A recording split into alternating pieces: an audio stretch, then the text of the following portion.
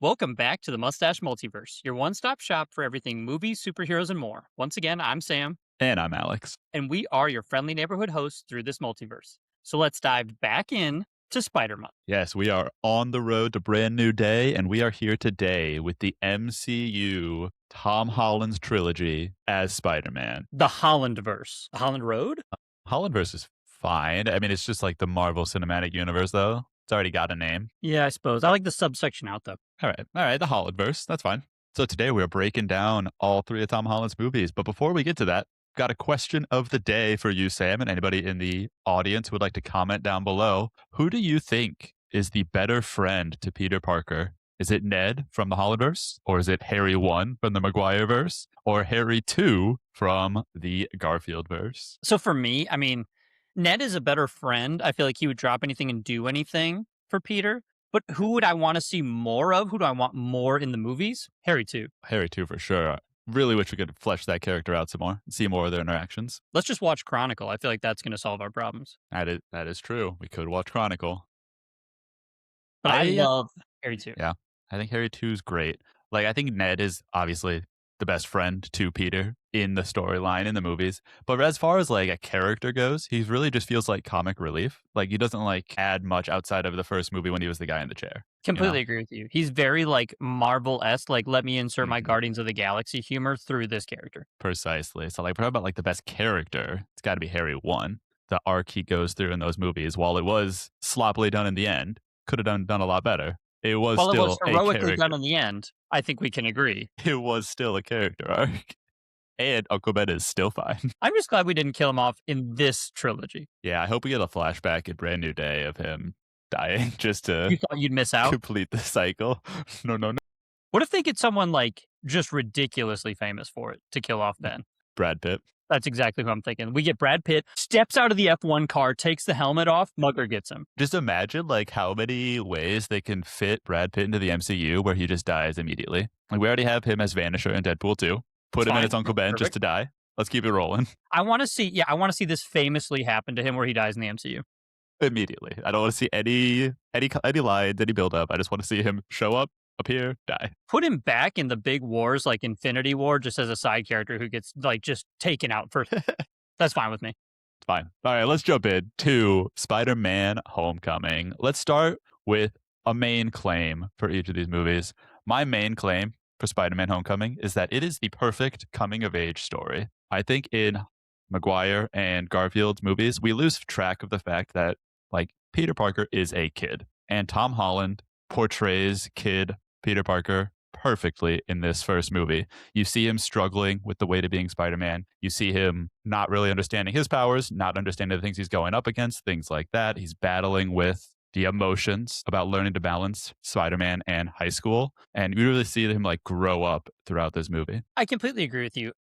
We finally start at kind of a different point, right? Everybody starts in high school, I understand that, but we really felt like this is a Spider-Man who doesn't understand his powers, doesn't understand his role in the wider like fighting crime sphere. Is he supposed to be kind of out there fighting crime where he should be doing bigger things? I completely agree with you. It was cool to see a Spider-Man start from zero. Right. And he's been Spider-Manning a bit in this movie. Obviously, he was Spider-Manning a bit before Civil War, but we don't have to see that whole like him learning his powers or anything. We actually get to dive into the story of him learning how to be Spider-Man and not just have to worry about where did he learn how to use his webs and all that stuff. Which is kind of my highlight for this one. My highlight is the montage of him truly being a friendly neighborhood Spider-Man.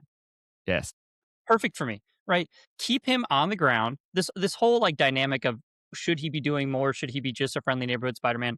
I love the down-to-earth friendly neighborhood Spider-Man. Yeah. And I think we're going to go back to that in Brand New Day, at least at the beginning. I think we're going to get a big montage of him just neighborhood Spider-Manning it up to the beginning, where I think we'll see him stop a lot of these like smaller characters from the comics. Like, we might see him fight Scorpion. There's a guy, I can't remember his name right now, but there's a famous comic book scene where he's like running headfirst. Spider-Man like jumps up and the guy runs into a wall headfirst. I don't know who that is, but we see that in one of the trailers. There's a boomerang guy we see in one of the trailers. Love that. I think we're going to see him get involved in the Void scene too from Thunderbolts in a way. Dang. Just like as just the big montage of what he's been doing the last few years. But yeah, totally agree. We need to see a lot more of him being that friendly neighborhood Spider-Man. And it's such a perfect plot device too, because it takes him out of like, should he have been at certain events or why wasn't he helping out with bigger things? Because he was being a friendly neighborhood Spider-Man. Like I just watched, what was it? Punisher One Last Kill, which I cannot recommend to anyone. It was brutal. It was No. really hard to watch. That's one of the things that I'm like, we should watch that before Brand New Day, 'cause I feel like it's going to tie in. Hot take recommendation, skip this one. All right, I'll pass. So it was, do you remember seeing The Raid when we were in high school? Well, it's like a fights through like levels of an apartment, brutal fight scenes, just taking everyone out as he goes layer by layer. Take that person out, put in the Punisher, and give him guns. Sounds easy. Seems cool, but it is brutal to watch. There's like one clip that I've seen from it that's like the CGI is really bad on it of him like falling out of a building and landing on something. I I keep noticed seeing that as that. well. That's all I've seen. It's just that one little clip. But it just makes you think like something like that going on. Where is Spider-Man, right? If this is happening in New York Yeah. too, where is he at? But it helps when it's just like, oh, he's handling neighborhood. Like he's just staying small. Right. Where's Spider-Man and Daredevil brand? No. Oh gosh. Born What's Again. the Daredevil? Born Again. Where's he at when Exactly. Daredevil's fighting Mayor Fisk or whatever? He's doing all the little things. I think that's a perfect way to say, yes, we took him away from you for 5 years, but he has been busy. Here's what he's been doing. Yeah. Very good. My other highlights from this movie, got to talk about Michael Keaton as the Vulture. Can So we talk phenomenally. about Michael Keaton? I love that guy. I love the fact that, I mean, obviously he's a phenomenal actor. He's great in this movie, but they actually gave the villain like backstory. He wasn't just Correct. a bad guy. He was doing all of this because he was slighted by the Avengers and by Iron Man, and like he needed to provide for his family. It's I completely agree. I think it has the exact opposite of Paul Giamatti's Rhino in The Amazing Spider-Man. Like one-dimensional bad guy, super complex bad guy that we kind of root for. yeah, there are points where you're like, all right, I see what he's doing. Obviously, he does things that make you realize or make it clear that he's the villain, like when he just evaporates that one guy. Not great. Well, okay, in his defense, he thought that was the gravity gun. He did. That's true. My bad. And like the reveal that he's Liz's dad, like I still remember just being absolutely floored the first time seeing that reveal in theaters. Like, oh, whoa. And Did that not expect tension it at all. where like Yeah. Peter doesn't say anything and he's uncomfortable, you're uncomfortable. They're just like eyeing each other down in the car ride until he delivers that like, I'm giving you this one opportunity. Thank you for saving my family, but it's over now. Like you're done. Yeah. It was a Yeah. perfect moment. Right. And in the scene, they're at like a stoplight and you can see like the light shining on Vulture's face and it goes from red and right when he realizes it's Peter Spider-Man, it turns to green. And that's when he says, good old Spider-Man. Oh, So Michael Keaton, first off, good. can do no wrong. He's just Yeah. incredible in everything he's in. But Great. he nails this. Yeah, absolutely. And I do like how in the ending fight scene as well, Peter doesn't actually like defeat the bad guy and stop him in hand-to-hand combat. Like Vulture's getting away, and if Vulture wasn't greedy and trying to take that crate, Vulture might have gotten away. But Tim pulling up that crate is what caused his wingsuit to explode. Peter didn't actually stop him, but in the end, he won. And it was still like it's still that early Spider-Man-esque of like very much like hope, right? He was still trying to save the Vulture even when the Vulture was trying to take that stuff away. So like how can I continue to save people even when they won't like save themselves in the situation? Yeah, absolutely. Did you have any other highlights from Homecoming? I think those were my main ones. I thought this was a great way to kick it off. I really appreciate not taking us all the way back to the beginning. Thank you for just throwing us into a new story. Let us see where our Spider-Man is today and take us forward. I don't need to go to his past. Right. You can mention it. There's little comments that he makes when he's explaining things to Ned about the spider biting him, all that stuff. Don't need to see it. We saw it. We've seen it already. Move on. It's been done well. Any- So like no need to rehash. Any complaints or low points from this? I do have a couple. I would say like the Department of Damage Control, I believe is what they're called. I want to see more. I want to understand what Yeah. that's going on. That organization does not seem good. It just seemed like from the vibes, like I understand Tony Stark was trying to clean stuff up, but it seems like there's something more at play here. What that is, I don't know, and I'd love to see that explored a lot. Is that's who like arrests Peter in No Way Home, right? Correct. At the beginning Yeah, of the movie. And that's I correct. think they're going to be a part of Brand New Day. So I think we are going to build out on this damage control storyline to a degree. So that'd be It's an interesting to see. unanswered question. Yeah. Yeah. Also, this is a really minor thing. They slightly maybe had an over reliance on Iron Man for this movie. Like the marketing, he's all over the place. He really wasn't like outside of giving him the suit. And then there was the one scene on the ferry where he comes in and helps out. He's not super in this movie, but he does feel like a giant plot device that they're using. But I agree with Iron Man. Like, I would say that's almost a theme throughout. Like, we have this over reliance on like big celebrity cameos almost of like, we need to put this person in the movie to sell a Spider-Man movie, which I don't feel to be the case. I feel that Spider-Man can stand on his own. We're still doing that today with Brand New Day by bringing in people like the Hulk and Punisher. I don't know if they just love the collaboration between them, but I wouldn't mind just a Spider-Man movie. That's fine with me. Yeah, it is hard because, like, one of the benefits of the MCU being built out so much already is the fact that you can use these characters who would reasonably tie in here. But then it also becomes, what's the movie about? Like I said, it's a minor thing, not a huge problem that Iron Man was in this movie, but I did feel like could have told a Spider-Man story without him. Agreed. But I do like him as like the father figure role, you know? I do because it helps both characters because it's obviously Peter is looking for that mentor, that father figure, but it also helps Tony kind of work through what he had to go through with his dad and like figure out Yeah, what kind of father is he going to be. right, for sure. All right, let's move on from Homecoming and go Far From Home. Cross the pond, And if you will. I'm going to bring my main take here. Now, if you're on like Twitter, there are a lot of people who try to say that Far From Home is a bad movie. And I got to say, that is insane.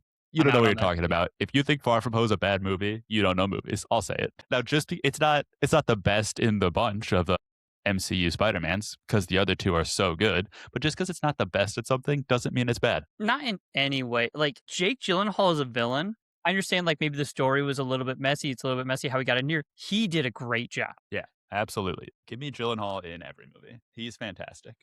I just think that as a like I don't know Mysterio super well from like a comic book or origin perspective. So like giving me this new modern take on him that completely like perfectly fits into the MCU. I realize that they wrote it that way, right? That he fit in all these puzzle pieces of where he came from. But like give me someone who wants to attack Spider-Man or try to attack what Iron Man left and give me reasons that he wants to do so. Not a one-dimensional villain, but somebody who has reasons hmm for what they're doing. Yeah, like he wanted to get back at Tony for taking his life work and ruining it. He also Calling it wanted Barf. to be, yep, calling his stuff barf. Not great. He also wanted to be like the next Iron Man. He wanted like the limelight. He wasn't just a bad guy for the sake of being bad. He did have reasons for everything he was doing. I And do again, think like we similar vultured to him a little the, bit more. what do you mean? So, right, like at the end, like I felt for Vulture the whole time.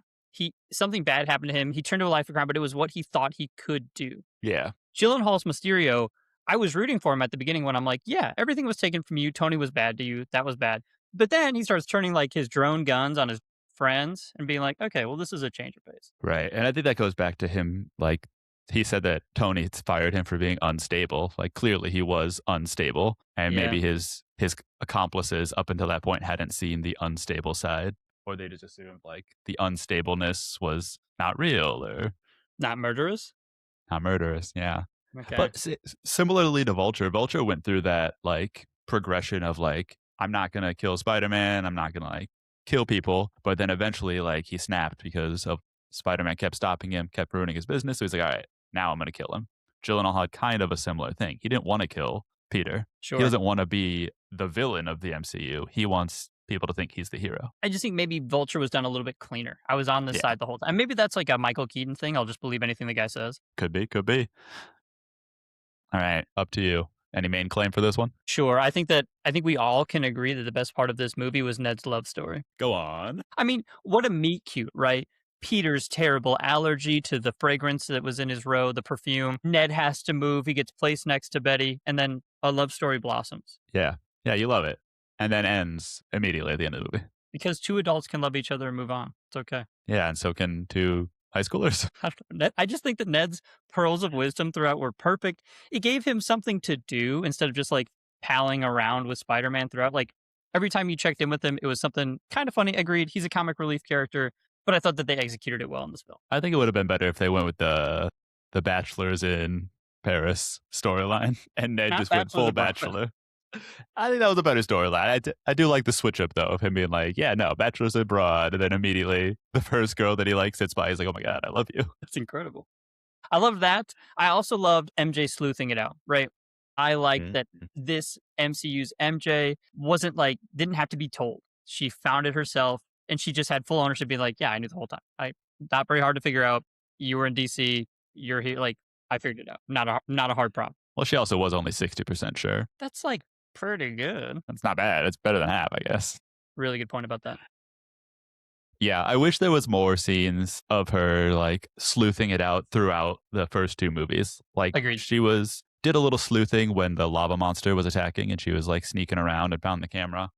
It would have been better built up if she would have been doing more sleuthing along the way. I can hear that. Yeah. Yeah. Other highlights for me. First of all, the teachers and Flash, hilarious. Give me more. Give me more of that comic relief. I could not agree more. They were phenomenal. Inserted at the right times. There wasn't too much of them. Yeah, Also, this Flash, best Flash we've had. absolutely, dude. This guy, every time he's on screen, cracks me up. It's incredible. Two hearts, one spider, 100 crazy stories.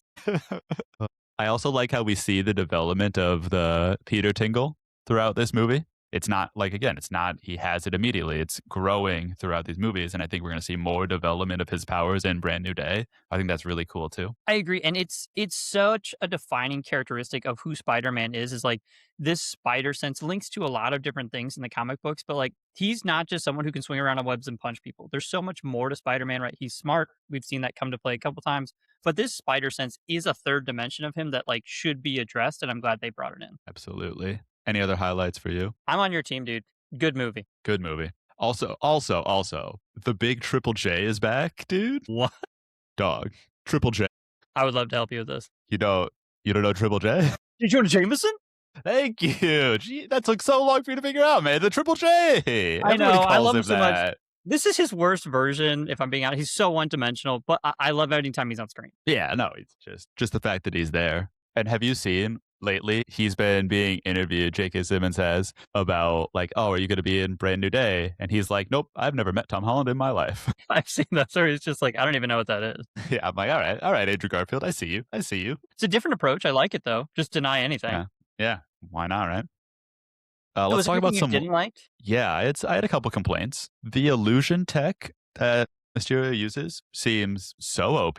Like, I don't understand how it works because, like, when he's attacking Peter with it right before he makes Peter get hit by the train, he's just walking with two drones, and the two drones are like flashing light in Peter's eyes, and that's making Peter see things, or is it like they are holographing things around him, and we're just seeing two different perspectives? I don't know. It seems busted. So in a world of magic, that's really making you upset? Yeah, because this is supposed to be technology. There's supposed to be like reasoning to this. Okay. I can hear. Hey, I hear you. You're heard. I think you just got to suspend your disbelief further from the man with spider powers. That's fair. I love the scene. Like all the like illusions that he puts Peter through. It's such a cool. The CGI is fantastic. I love that whole breakdown. I completely agree. That was the highlights of the movie for me. It's like he's going through those Mysterio, and that felt very like comic booky, like back to what Mysterio does, like messing with your head. That felt really cool. Yeah. And then I had one other one. Kind of just like Nick Fury not being Nick Fury. What was up with that? Yeah. It was obvious like they're setting up for Secret Invasion with the Skrulls and stuff, but like, I don't know. Why couldn't more Avengers help? And like, right? why? Like, Nick Fury Why- not doing his homework is like the opposite of what Nick Fury is. Yeah. I think it would have played better if like Mysterio would have actually tricked the real Nick Fury. And like Nick Fury alludes to something in the movie. He's like, I've been gone for 5 years and now I don't know anything. Like, yeah, he would be so out of the loop from everything that he knew if he was gone for 5 years. So like, I don't think the scroll thing was necessary. Also, when Happy calls Nick Fury and he's like, I found your surfboard. Does surfboard mean, hey, Mysterio is actually a bad guy and he has an invisible drone that's about to make fake elementals and the drone is outside your window and going to kill you? How does Nick Fury suss that out from, hey, I found your surfboard? I would say, yeah, for sure. When he's like, the message has been delivered, I'm like, well, I missed it, so I don't know how that was delivered. I don't know how. So you're telling me that this Skrull Nick Fury knows what surfboard means, but he doesn't have Thor's phone number? Can't send Thor a raven? You know what? I hear you. That's great. I like it. But I did kind of want to like kind of play it out in my head. Where are all of the Avengers post Endgame? Right. So is it actually reasonable that they could not help with this? Iron Man dead. Iron Man's dead. What? Iron Man No, dead. dude. Cap super Cap, old. old. Not dead, but old. Cap became Joe Biden. Literally his twin. Unfortunately, yeah, that's true. Thor took off with the Guardians. The Asgardians. The Asgardians of the Galaxy. Where's Hulk? He's smart Hulk now. He could have really helped out. He's really smart. His arm is kind of hurt, though. Ouch. Arm is kind of hurt. Ant-Man. House arrest? When does Quantum Mania take place? I guess I don't know. He could be in the quantum realm. He could be It could quantum. be like parallel. Okay. Falcon's definitely around, but Anthony Mackie just hates Tom Holland, so that would never happen. Did they Bucky? not get on? No, they do. It's whenever they have interviews together, they always just like make fun of each other. Like It's really- famously get on? Yeah. I guess we could get Bucky involved. Bucky? Well, he's probably, neck deep neck deep in a campaign run. True. He does have to run for senator. All right. Fair play. Fair play. He's out campaigning, dude. All right. Maybe there's not as many Avengers as I thought. I don't know. But I just don't like the claim like there's no one in this galaxy who can help us. And we're like, well, there's like Yeah. 12. What about Captain Marvel? She's a Don't, girl. what did he say? Like, don't say her name. Yeah. I don't know. Just saying. Could have called somebody for a threat that's going to destroy the entire planet. It's not. I hear it's not a perfect movie. There are Right. holes all over the place. Just a little pokes, you know? Did you have any plot holes? Any problems? But overall, still a good movie. Yeah, absolutely. Totally agree. I love it. I think it's great. But My only complaints were that it felt a bit rushed for me.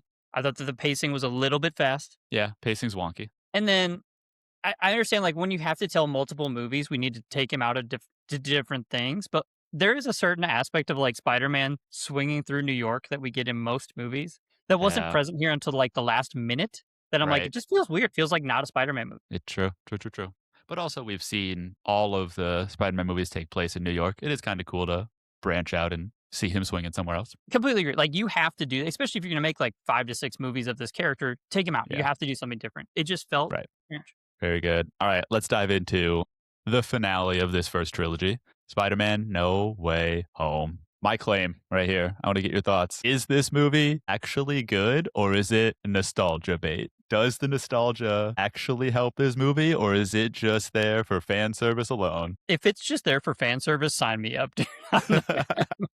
It doesn't matter to me. You know what? Yeah, no, totally agree. I love this movie. Doesn't matter. Like you could say you make any claim you want about fan service. I think this movie's fantastic. Seeing all 3 Spider-Man, especially like we grew up in the perfect generation to hit all of these Spider-Man as our Spider-Man at one point in our lives. It's like it's peak. It's so good. Right. Like I can hear the argument for people like if they either didn't watch those movies or didn't watch them at like the same time that we did, like maybe this movie isn't for you.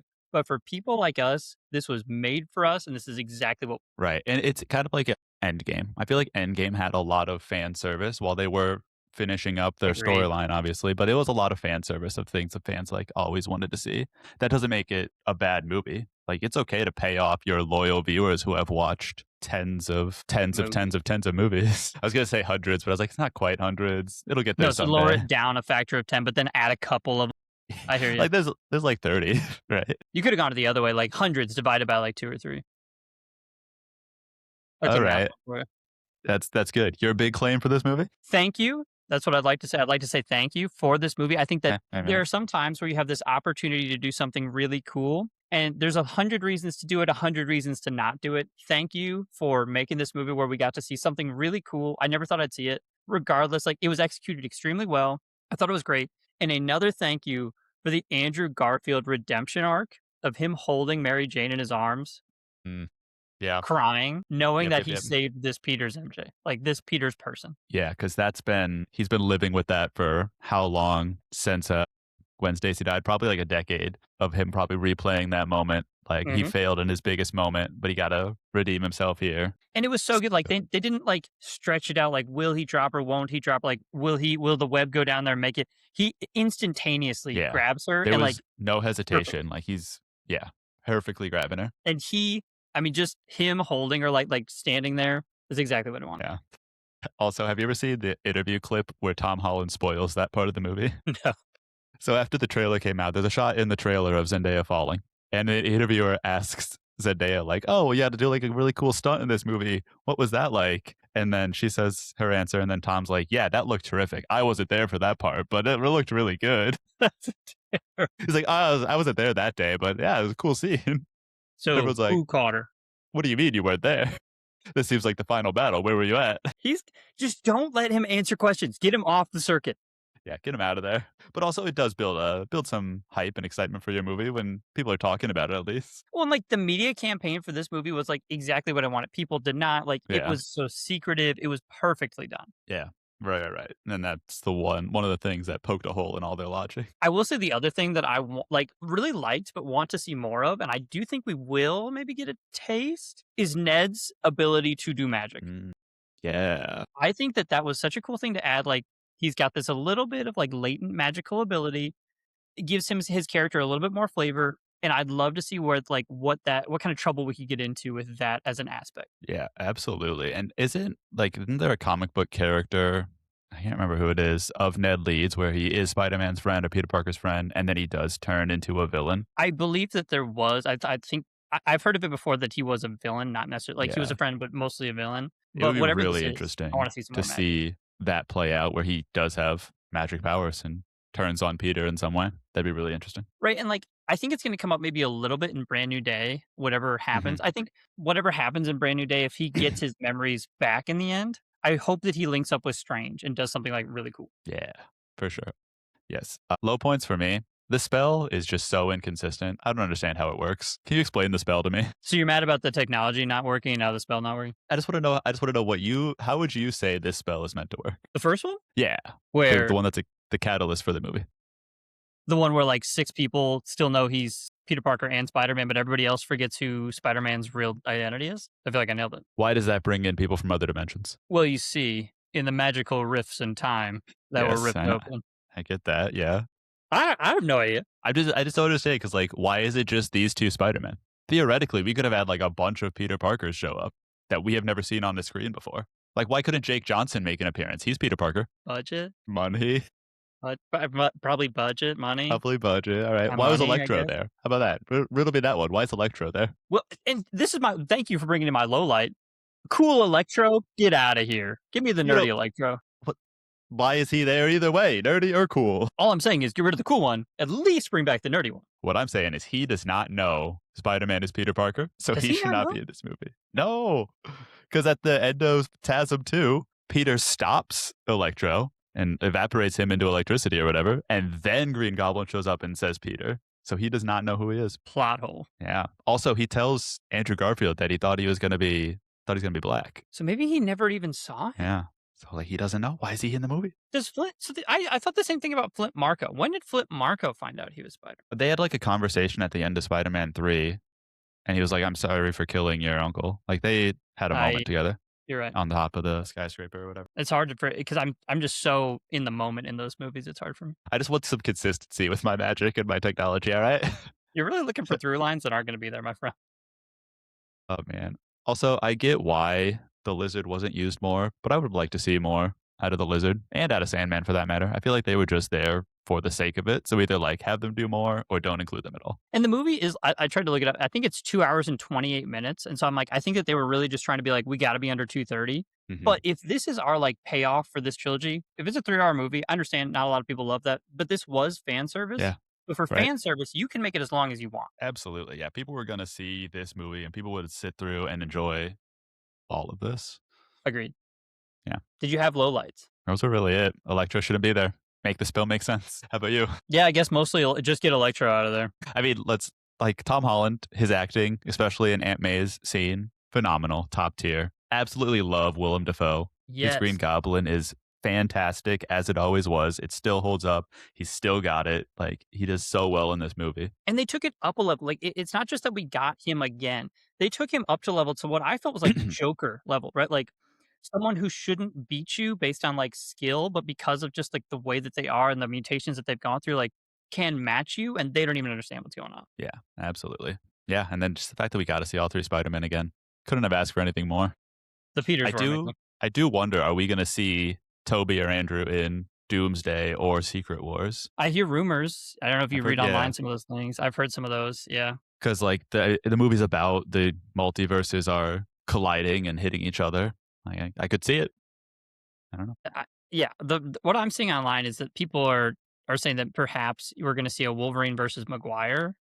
I would Which would- really like to see just like a conclusion to Tobey Maguire's Spider-Man journey. Whether that ends with him dying in some heroic gesture or taking down or like retiring as Spider-Man and being like, I've done enough, I'm moving on. Like I want to see some kind of conclusion there. I completely agree with you because they gave it to Andrew Garfield, right? Yeah, Which he was wrapped deserved. up that story. But his like, I would love to see him again in any movie he wants to be in, but I don't need to see him again as Spider-Man. His story is wrapped for me. Yeah, absolutely. Totally agree. Now you know what time it is? Spider time. Yeah, dude, it's Spider. You nailed it. I got it. We're gonna update our rankings now for Let's our flip on Spider-Man. into it. Flip. Nice, really good. All right, so this is hard because we've said this whole time Spider-Man 2, elite, top tier. Nobody can touch it. I got Homecoming as number 1. What? then No Way Home, then Spider-Man 2, I'm gonna then freak Far out. From Home, then TASM 1, The Amazing Spider-Man, then Spider-Man 1, then The Amazing Spider-Man 2, Don't. and last but not least, No. Spider-Man 3. Because as we know, nobody likes Spider-Man 3. It's the last of like what? 1, 2, 3, 4, 5, 8 movies? Couldn't have inched up one. I can't believe, because you said last week that TASM 2 and Spider-Man 3 are like your second and third favorite Spider-Man. So I gotta know what's your bottom of the barrel then. So let's hear it. Let's go. I don't think you're gonna like it. I know I'm not. I'm gonna go Far From Home as number 1. Far From Home? The Gyllenhaal? No. What am I talking about? No Way Home. No Way Home. Oh my god, Far From Home is. I know we talked about that. It's underrated and it's a good movie, but like, I'm going No Way Home. No Way Home is 1. All right, No Way Home I can see that. Yeah. Then I'm going Spider 2. Okay. Then TASM 2. I hear you. I hear it already. I can hear your disappointment. Then then Far From Home. Then TASM 1. Then Spider-Man 3. Then Homecoming. And then Spider 1. How you like that? Okay. I can understand the Spider 1 slander. I figured that would be at the bottom. Like that's in like my 5th or 6th slot. I get that being at the bottom. But Homecoming being your 7th spot? Yeah. Did we not just talk about how there's like no low point in that movie? Yeah, we certainly did. And we've talked about all these other movies having these super low points. I hear your criticism and I welcome it. Explain it to me. Why do you put that so far down? Can I be real with you for a minute? Yeah. You're not going to judge me? No, dude. I won't judge you this time. I want to hear your real thoughts. Okay. Give you one time. Keaton is the best thing we could have ever asked for. Yes, not the 7th best. Him being stuck in that vault and then just saving things in DC didn't do it for me. But the stuck in the vault was so funny. He was just like, joking around, talking to Karen. It was like a 2-minute scene. Did that ruin the movie for you? That was 2 minutes too much of that. And you didn't like him saving the people in DC?